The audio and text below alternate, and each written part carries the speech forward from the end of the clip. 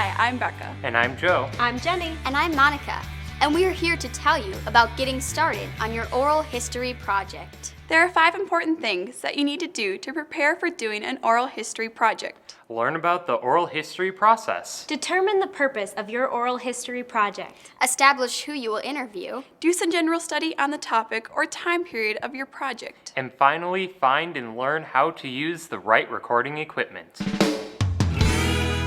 Learn about the oral history process. It's important that you understand what oral history is before you embark on this project. What is it that makes oral history more than just an interview? You will need to know what your role will be as the interviewer and what steps you will need to take to prepare for the interview, conduct the interview, and process the information after the interview. Watching this series of podcasts will walk you through the basics of the oral history process, but you may also want to do some additional reading. Determine the purpose of your oral history project. It is difficult to have any sort of focus for your project, or to determine who you should interview until you know exactly what the purpose of your interview is. Are you interviewing family members to create genealogical records? Do you intend to interview someone who has first-hand accounts of a certain historical event? Are you trying to learn as much as you can about local history, for which there are few written records? You also need to consider how you intend to use this oral history. What will be the final destination for this information? Are you going to create a documentary? Will this person's story be compiled with other stories and donated to the County Historical Society? Once you decide on a specific purpose, then you can move on to the next step of choosing who you will interview. Establish who you will interview.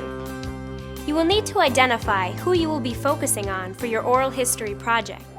Are you going to interview someone you know, or someone you have never met before?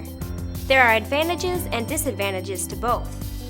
Family members and friends are usually more comfortable with one another from the very beginning, so it's sometimes easier to keep the dialogue going between the two. However, family members or friends may also assume that you already know certain things, so they may not tell stories with the same level of detail. Contact the person who you would like to interview and ask if they would be willing to participate. Be upfront about the time commitment and what your intentions are for the video or audio footage that you record in the interview.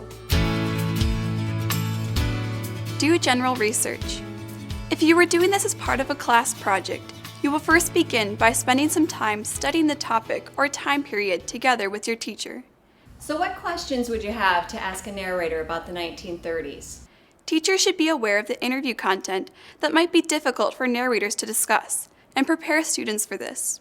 If you're doing this project independently, take some time to read about the topic and become more familiar with it.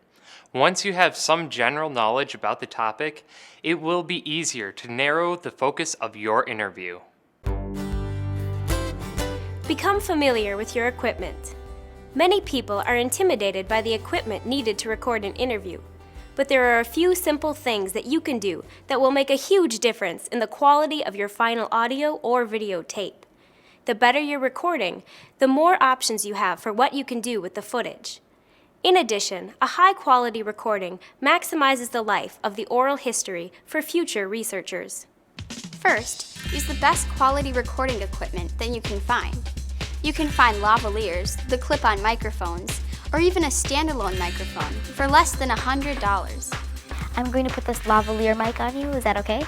Having a microphone directed at the narrator will help eliminate any distracting noises in the room. It also may be possible to borrow equipment from a local TV or radio station, historical society, or school. Second, learn how to run your equipment and practice using the equipment before the day of your interview. When you arrive at the interview site, you do not want to waste valuable time trying to figure out how to run the camera or voice recorder. In addition, you should always test your recorder and sound level before you begin the interview. There's nothing worse than starting the camera rolling and doing a full interview only to find out that the volume was set too low and you can hardly hear anything.